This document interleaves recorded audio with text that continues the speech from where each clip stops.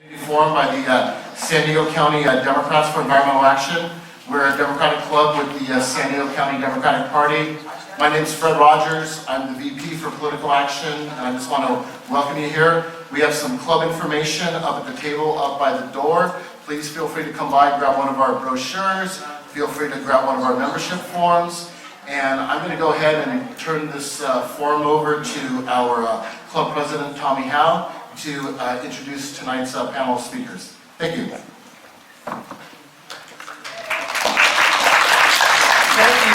Thank you very much.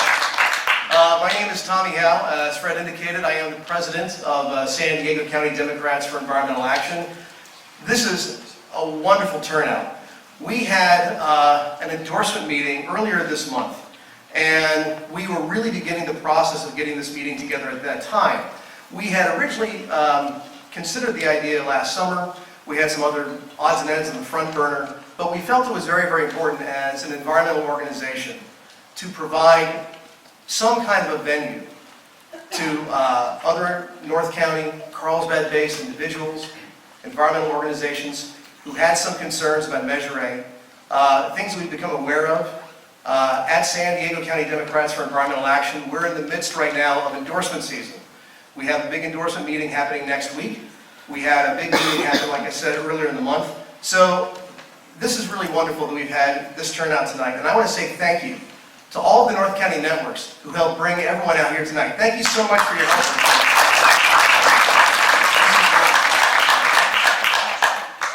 A couple of things I wanted to mention real quickly before I introduce our speakers. First of all, the restrooms, if you haven't found them already, they're right out the doorway there, then you go right around to the left again. There's a men's room, a ladies' room, and a water fountain as well, so you can certainly take care of yourself if something comes up. And then as far as the questions are concerned for our panel tonight, we only have a limited amount of time here, and typically when we have our endorsement meetings with candidates, we found that we can expedite questions, get more questions in, and frankly maintain a level of civility when we have competing interests in the same room.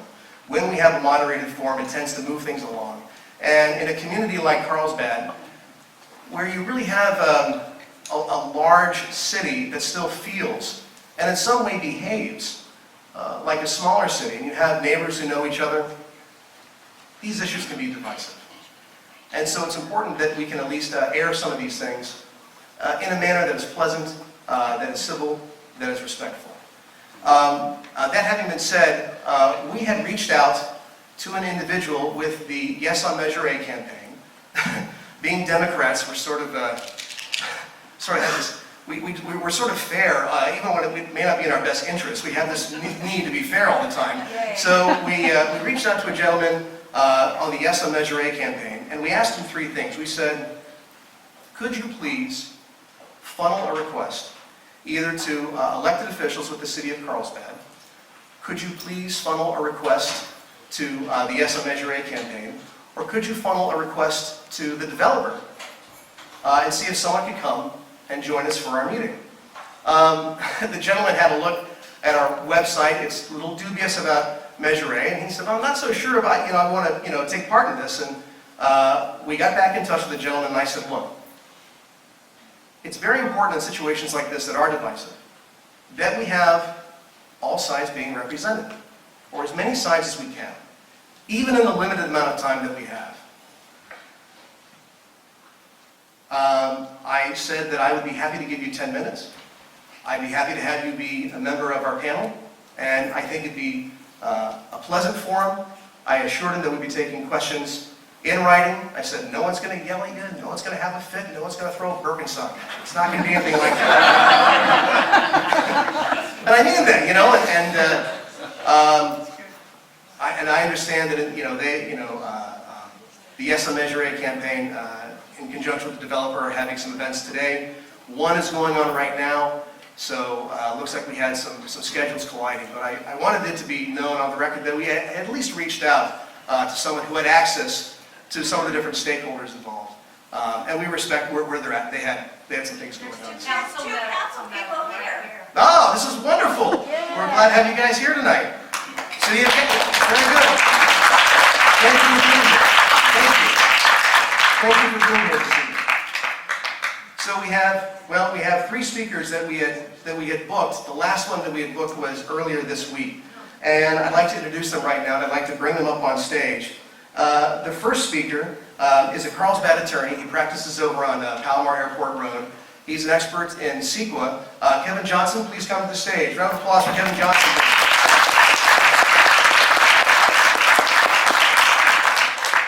I'd also like you to welcome a Carlsbad surfer, and an environmental activist, and it's been wonderful getting to know Corey on the phone in the limited time that we've been speaking, but please welcome to the stage Corey Schumacher, everyone.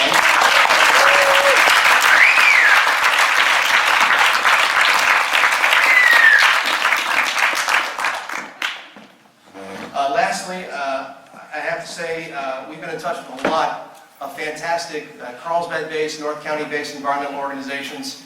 Everyone has gotten the word out. They've done a magnificent job of doing so. Obviously, Citizens for North County is one of the major stakeholders in what will be described as No on A. Richard Larson Wright is here this evening, and we are very, very happy to have him.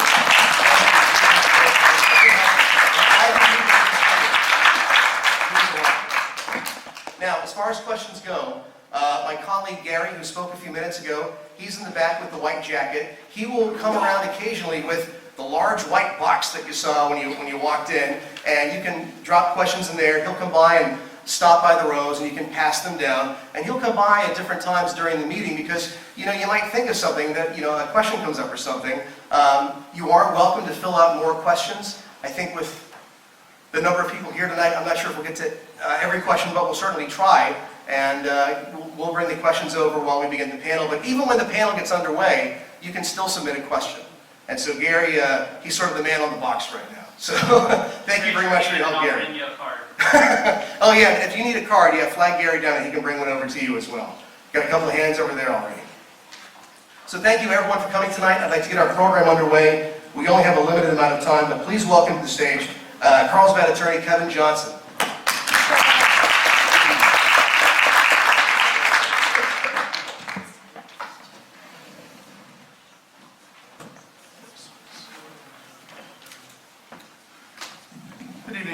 Thanks for coming. I have a disclaimer to provide to you at the get-go. I'm a Carlsbad attorney, but only since January 1. I moved my law offices up from downtown San Diego after being there for a couple decades, and I won't tell you how many more years beyond a couple decades I was down in San Diego. But I've been practicing in the county in Southern California and Northern California for a number of years. In the brief PowerPoint that I have here tonight, you'll see the name Planning and Conservation League appear a few times. This is, I borrowed liberally and briefly from a PowerPoint that's I typically use for an all-day CEQA workshop that I do on behalf of the Planning and Conservation League around the state. And it's a full-day program on CEQA. Tonight I got about 8 minutes after this brief introduction, so look forward to any specific questions that people have on subjects that I don't cover. Let me ask a couple questions here in terms of the audience. How many of you were involved in signature gathering associated with the referendum? And in terms of CEQA, how many of you have some familiarity with the difference between a mitigated neg deck and a full environmental impact report? Okay, that's helpful in terms of how I tailor my comments tonight.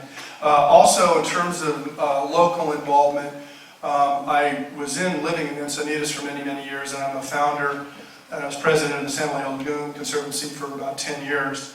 I'm still involved with the board of directors there, and we're in the middle of a $80 million restoration project for that lagoon, and guess what? It doesn't include a shopping mall.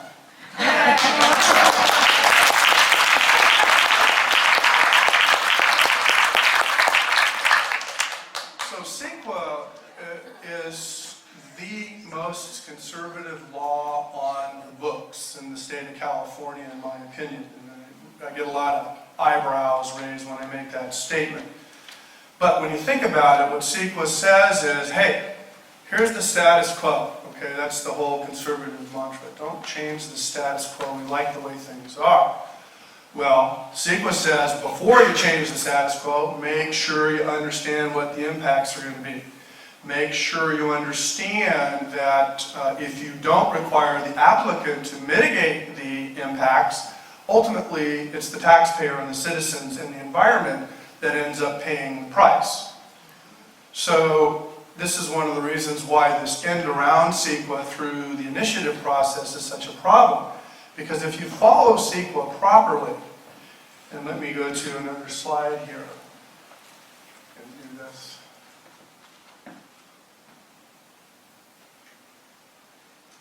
CEQA compels government first to identify the environmental effects of projects and then to mitigate those adverse effects through the imposition of feasible mitigation measures or through the selection of feasible alternatives. Now, first is the key, because once a project gets a certain amount of momentum, it gets real hard to stop with logic and good rationale, because the momentum is often created early in advance by a developer who starts talking to the city council years in advance of the project, getting sort of informal approvals. Then they start investing the money, and then once they've invested the money and they're moving forward, there's this interesting dynamic, because it's hard for the elected officials to say, well, wait a minute, this is not what I expected, you're going to have to stop here. So CEQA says, look, before there's any formal decision making, and even leading up to the process of making a final decision, you really got to take the time to look at these things. And I would submit that elected officials, I'm not familiar with the elected officials in the room today, but they need to be very careful about sort of pre-approval processes, because you end up getting this cascade and this momentum that you can't stop. And in this particular case, we're looking at a situation where the developer came up with a plan. And when he came up with the plan, he had an idea about exactly what he wanted. And guess what? As far as I know, the developer, and I'm just using the term he right now, let's just say developer, the developers are getting exactly what they wanted, presumably. But you people who've been involved in the referendum process and have put kind of skin on this and forced some additional accountability in terms of whether this project makes any sense. One of the key things that you don't have now, as a result of there being no environmental impact report, is that there's no meaningful analysis of alternatives to the project that the developer wants. CEQA requires that you, in an EIR, which they've skipped, CEQA requires that they look at reasonable alternatives, each one to be designed and considered as something that would limit and reduce impacts that are unacceptable associated with the project that the developer wants. So, reduced density, alternative uses, a no project alternative, which is required to be studied, and what happens if we just leave it the way it is? What are the consequences of that? So the alternatives analysis is central to any EIR document, and you didn't get it. Nobody's taken a hard look at how you might reduce the impacts from this project because they didn't do an EIR and they didn't have to do the alternatives analysis. Now, another key issue that is part of an EIR is the issue of growth inducement. So you build this thing here, what's that going to do in terms of encouraging future growth? Often these projects come in, there's not infrastructure in terms of electrical lines and utilities and all that, and I know there's some issues regarding power lines and so on. And by the way, I haven't really studied the details of this project, and I know a little bit about it, I've done some reading and all that. But you bring things like this into an area like this, then you have things, the stage set for other development to come in. And one of the questions I have about this project is, well, so if they build it, then what's going to be the next step? What happens when the developer decides, gosh, we really could use another 10 acres here, and so why don't we do another initiative? And why don't we rezone that open space that's out there that's being touted now as this big plum for this project? So you have to look at that issue too. What's going to happen next? Now, I forget how many years ago. When was Legoland proposed? Was it 20 years ago? Yes. About 20 years ago. Okay, well, so I was involved. I was pretty active in Encinitas at the time, did a number of referendums and initiatives there. And I was brought up here to help people and advise them on Legoland. And the big issue was what's going to happen to Legoland in the future. At least that was what I was talking to people about. They said, yeah, what's going to happen to Legoland? And most people thought, oh, we're going to have a Disneyland kind of thing when they were concerned about it. And I said, yeah, you might. And Legoland was saying, well, you know, we're going to be this passive use. We're not going to have any rides. You know, we're not going to really be looking to expand. Well, wait a minute. You know, they're admitting the investment. It's a foot in the door. Economic drivers will inevitably push that thing to development. So that would be a question now for this project that you're looking at right now. What's going to happen after the stage is set? And what's going to happen after the developer has basically tried to buy the election? And so those are big problems, and those are issues, those are the types of things that the EIRs are supposed to look at. So how am I doing on time? 3 minutes. 3 minutes. Okay. So this is a list, and this is not complete, of the type of specific impacts that you look at with respect to a project. And I've pulled out this next one from our slide. This is on global warming, climate change, greenhouse gases as it's referred to. One of the things that's happened here is that as a result of skipping the EIR process, there's been a cursory, and I have this information secondhand from other people who've looked at it, but it was predictable because the report that the city did, you know, to evaluate impacts was very limited in terms of its content and its level of detail. But greenhouse gases, as everybody knows, are a serious issue and a serious problem. As far as I can tell, this project was not designed to minimize greenhouse gases. They may say, oh, we're putting in solar. Okay, well, that's nice. That's a good start. But that is not everything that you could be doing. I'm working right now with a major brewery in San Diego, not on their behalf, but I'm talking to them on behalf of a citizens organization. And we're trying to encourage them to actually get to a net zero in terms of consumption.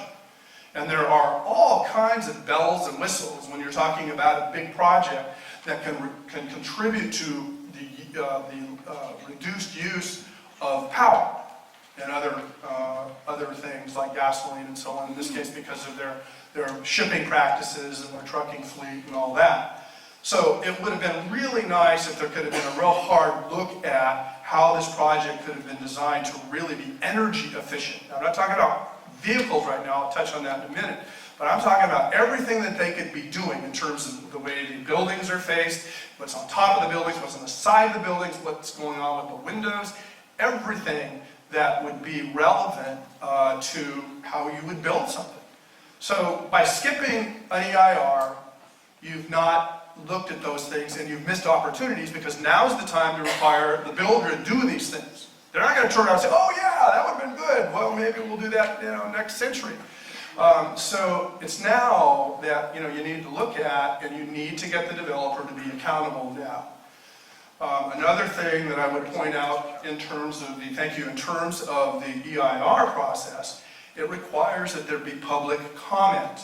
And so the public, after they get the draft EIR, they get to go in and they write very detailed comments about what's in there and what's wrong with the analysis, what's incomplete about it. And then the people that prepare the EIR have to respond in writing to what your criticisms are. So, hey, didn't happen here. So I could go on and on, but you're going to hear from our other panelists on a number of the other related issues, and look forward to any questions that you have after we're done with this part of the presentation. Thank you very much.